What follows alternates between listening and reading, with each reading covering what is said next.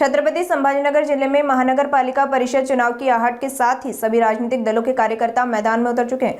फिलहाल प्रभागों की रचना पूरी हो चुकी है और हर प्रभाग से 4 उम्मीदवार चुनाव मैदान में होंगे। ऐसे में नागरिकों की मांग है कि सभी दल स्थानीय उम्मीदवारों को मौका दे ताकि प्रभाग का समुचित विकास हो सके और खासकर महिलाओं व नागरिकों की समस्याओं का त्वरित समाधान हो। इसी कड़ी में प्रभाग क्रमांक 24 के पश्चिमी हिस्से new ST colony, Rajiv Gandhi Nagar, Santoshi Mata Nagar, Lakshmi colony सहित अन्य कॉलोनी के नागरिकों की बैठक आयोजित की गई। नागरिकों का कहना है कि पिछले 25 वर्षों में इस क्षेत्र को मुख्यधारा में प्रतिनिधित्व का अवसर नहीं मिला, जिसके कारण पानी आपूर्ति, ड्रेनेज और सड़कों जैसी बुनियादी सुविधाएं नजरअंदाज की गई। इन समस्याओं के स्थायी समाधान के लिए क्षेत्र को एक सक्षम और स्थानीय जनप्रतिनिधि देने की मांग अब जोर पकड़ रही है। ओबीसी महिला म्हणून आता महिलांना संधी आलेली आहे नगरसेवक होण्याची। त्यासाठी आम्हाला आमच्या कॉलनीतलेच नगरसेविका पाहिजे किंवा दोन्ही महिलांना दोघांना उमेदवारी आमच्याच कॉलनीतल्या महिलांना मिळाली पाहिजे।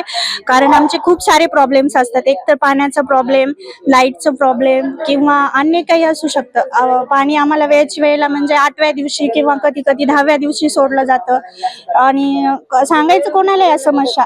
जर जवळचा नगरसेवक असेल तर आपण जाऊ शकतो की आणि नेहमीच आहे आम्हाला एक तर पाऊण तास पाणी सोडलं जातं, त्यामध्ये 10 दिवस आम्ही कसं भागवायचं। तर माझी अशी रिक्वेस्ट आहे की आमच्याच कॉलनीतला हे महिला उमेदवार असावे नगरसेवक म्हणून। पण आमच्या महिलांच्या समस्या जर तुम्ही जाणून घेत असेल तर ते उमेदवार आम्हाला पाहिजे। आणि महिलांवर अत्याचार व्हायला, महिलाला सगळं दाबून राहावं लागायले, तर महिलांसाठी कुणीच पुढे येत नाही। फक्त 5 वर्ष झालं इलेक्शन झालं की आम्हाला कुणीच पाहत नाही आमच्या काय समस्या आहेत काय नाही। आणि जे समस्या सोडवणार असेल ते आम्हाला मान्य आहे, नगरसेवक कोणी असो, कुठल्या पक्षाचा असो, आम्ही त्याला ठाम मताने मतदान करणार आहेत। का तर फक्त आमच्या समस्या जाणून घेणारा पाहिजे। आम्ही रातच्या इच्छा हिंडत असतो, भजनाला म्हणा, कीर्तनाला म्हणा, तर मग आम्हाला अडचणी येतात। मग बरेच नगरसेवकांनी अडचणी सोडवल्या आमच्या। मग तसेच पुढे बी आम्हाला तसेच नगरसेवक पाहिजे आणि आपल्या वार्डातला पाहिजे, आपल्या कॉलनीतला पाहिजे। कारण तर आम्ही रात्रीच्या इतरेच्या महिला कुठे जाणार आहेत घरातले काही अडचणी असल्या तर सांगायला। म्हणून आम्हाला की आपल्या जवळचा उमेदवार पाहिजे, आपल्या जवळून आपले समस्या सोडवणारा उमेदवार पाहिजे। बस आम्हाला काहीच म्हणायचं नाही। आमचे दुःख जाणून घेणारा पाहिजे, दुःख जाणून घेतला तरच तो उमेदवार असतो। आणि आमचं काय दुसरं मागणंच काय आहे। परंतु आता प्रभाग पडल्यामुळे एका प्रभागामध्ये 4 जण उभे राहणार आहे। 4 असू बाहेरचा जर उमेदवार लागला तर आपली भूमिका काय राहणार? 4 असू द्या ना। समस्या कसं असतं बाया, 2 तिकडचे करावे, 2 इकडचे करावे। आणि ह्याच्या अगोदर असं नव्हतं माहिती, तर आम्हाला माहिती नव्हतं, तर आता माहिती व्हायले वरचीवर। मग आम्ही त्याच्यावर आहे आमचं पण मत चाललंय की बाबा तिकडचे 2 ठेवा, इकडचे 2 ठेवा, ते पण आमचेच आहेत, आम्ही हे पण आमचेच आहेत। पण आम्हाला असं जवळ असावं की बाबा उमेदवार आज हाक मारली बरोबर यावा। भरपूर कामं पडते, पोलीस स्टेशनचे पडते, समजा ड्रेनेजचे पडते, पाण्याचे पडते आणि भांडणाचे पडते, भरपूर समस्या असतात महिलांच्या। पण कुठं जाऊन एकटं करावं, जावं तर तिथं भरपूर कुठं कोणी लोक असतात। आम्हाला चोरून काही कुणाला उमेदवार नगरसेवकला बोलायचं म्हणलं तर आम्हाला बोलता येत नाही। कोणती बी काही चोरीची गोष्ट करून त्यांच्या पुढे सांगायची म्हणलं तर बोलता येत नाही।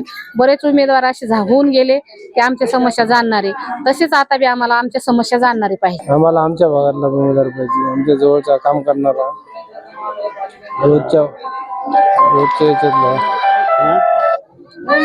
रोजच्या संबंधातला, ओळखीचा काम करणारा। काय वाटतं द्यायला पाहिजे। बीजेपी न्यू एसटी कॉलनीतून उमेदवारी द्यायला पाहिजे आणि त्याने 20 वर्षापासून ते भाजपचेच कार्यकर्ते आहे, त्यामुळे त्याला एक संधी मिळायलाच पाहिजे, आमची अशी इच्छा आहे। सध्या प्रभाग पडत आहे, प्रभागामध्ये समजा इतर उमेदवार जर दिले तर काय भूमिका राहणार? नाही, पण आमचं म्हणजे इथला उमेदवार पाहिजे आम्हाला ओपन मध्ये, त्यांचं कार्य चांगलं आहे इथं पहिल्यापासून। कसं उमेदवार कसा पाहिजे? उमेदवार चांगलं काम करणारा उमेदवार पाहिजे, कष्टाळू आणि समाज सुधारणा इमानदारीने लोकांची सेवा करणारा पाहिजे आणि याची काही अडीअडचणी आहे त्या सॉल्व्ह करणारा पाहिजे। सध्या प्रभाग झाले, प्रभागामध्ये 4 जण उभे राहणार आहे, परंतु आपल्यावर जर बाहेरचे उमेदवार लागले तर आपण काय भूमिका घेणार? नाही ना, अर्धे तरी आपल्या मतदानाच्या हिशोबाला पाहिजे, दोन तरी. म्हणजे काय पाहिजे? दोन्ही उमेदवार पाहिजे. प्रभाग क्रमांक 24 मध्ये जो कोणी उमेदवार असेल तो या भागातील असायला पाहिजे. कारण कसं आहे माहिती आहे का, हा प्रभाग पद्धत आहे. आता या पद्धतीमध्ये असा विषय असणार आहे की ना 4 वेगवेगळ्या वॉर्डातले नगरसेवक असतील. तर मग जर का बाहेरच्या वॉर्डामधले जर का सगळे लोक जर का उभे राहिले आणि तेच जर का ते निवडून आले, तर या भागातला आमच्या जवळच्या जर का नागरिक असेल आणि आमच्यातलं जर का असेल तर तो जर का निवडून आला तर आमच्यासाठी ते महत्वाचं राहील. कारण आम्हाला जर काय ना लांबचं जर का दुसऱ्या वॉर्डातला जर का माणूस भेटला नगरसेवक म्हणून, तो आम्ही त्यांच्याकडे कधी जायचं, कधी पोचायचं. त्याच्यामुळे आमच्या भागातला नगरसेवक असायला पाहिजेत आणि आमच्या कॉलनीतला, आमच्या वॉर्डातला असायला पाहिजे. परंतु पक्षाने जर दुसरे उमेदवार लागले तर याची आपली काय भूमिका आहे? असं जर का केलं तर पक्षाला मग त्याचा पक्षाला त्याच्यावरती घातक परिणाम पडेल आणि पक्षाला मग त्याचा किंमत सीट घालवावी लागेल.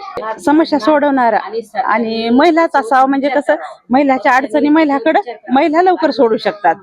महिला उमेदवार असली तर अजून चांगलं. पाण्याची खूप समस्या आहे या कॉलनीमध्ये, इथं आमच्या वार्डामध्ये. तर चव्हाणताई आहेत चांगल्या, 20 वर्षापासून कार्यरत आहे चव्हाणताई आणि चाटेताई सुद्धा. परंतु आपल्यावर जर दुसरा उमेदवार लागला बाहेरचा तर आपली काय भूमिका आहे? आता भूमिका काय म्हणजे हे तर वोट ज्याच्या त्याच्या मनावर असतं ना. आपल्याला जे चांगले वाटतील त्यालाच करणार ना आपण. आमचं म्हणणं आहे की 2015 मध्ये चव्हाणताई निवडणुकीला उभ्या राहिल्या होत्या. थोडक्यात त्यांचा चान्स हुकलाय. पण आता ह्या वेळेस जर आलाय एक चान्स तर त्यांना देण्यात काही हरकत नाही.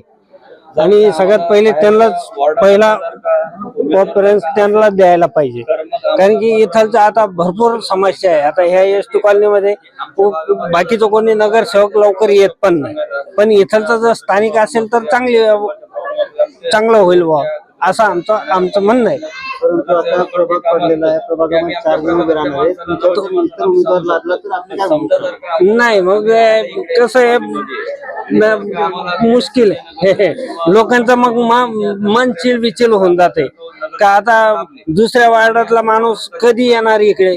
आता 4 येतो तो म्हणून तुमच्या इकडून आम्हाला मतदानच नाही केलं, आम्ही कशाला तुमचे काम करायची, असं व्हायचं ना. मग आता इथे ही नवीन लाईन टाकून ठेवली, आता ह्या लाईनला कनेक्शन कोण करून देणार, मुश्किल होऊन जाते साहेब. काय वाटतं? मला असं वाटतं की याच्यातला किमान एक तरी नगरसेवक ह्या एरियातून देण्यात यावं, एक तिकीट.